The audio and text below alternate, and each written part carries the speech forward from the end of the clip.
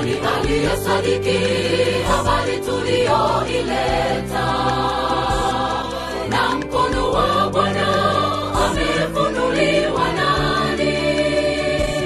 Maana alikuwa mbele zake kama mche mwororo na kama mzizi katika nchi kavu. Yeye hana umbo wala uzuri, na tumwonapo hana uzuri hata tumtamani. Huyo ni Yesu tu. Ni nani aliyesadiki habari tuliyoileta? Na mkono wa Bwana amefunuliwa nani?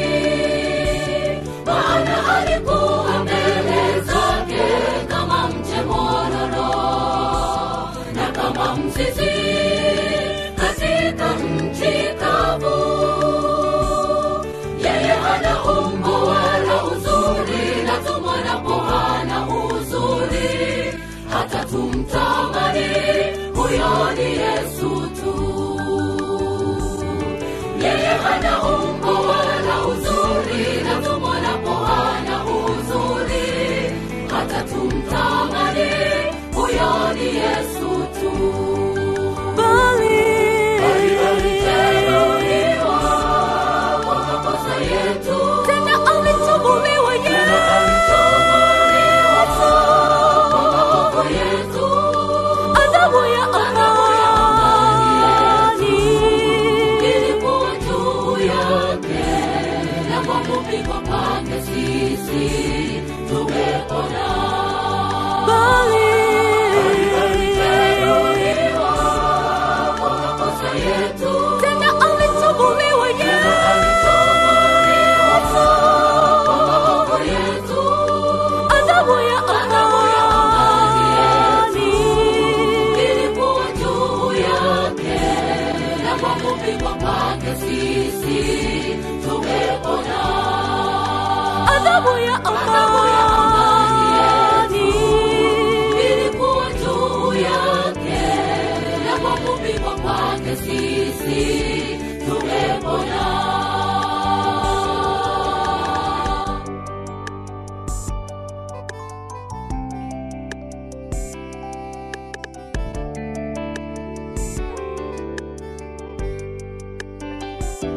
Jambo la ajabu sana, alikataliwa na watu pasipo na mtetezi, asulubishwe Yesu. Kwa huzuni na uchungu mwingi alivumilia yote, mzigo mzito na beba mabegani. Asiyejua dhambi akafanywa dhambi kwa ajili yetu, kifo cha msalaba tupate uzima.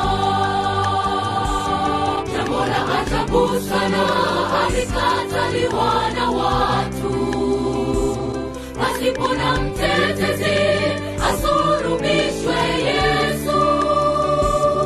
Kwa huzuni na uchungu mwingi alivumilia yote, mzigo mzito na beba mabegani. Asiyejua dhambi akafanywa dhambi kwa ajili yetu, kifo cha msalaba tupate uzima. Asiyejua dhambi akafanywa dhambi kwa ajili yetu, kifo cha msalaba tupate uzima. Bali aliteruliwa kwa makosa yetu, tena alitubuliwa Yesu kwa maovu yetu. Adhabu ya amani ilikuwa juu yake, na kwa kupigwa kwake sisi tumepona. Bali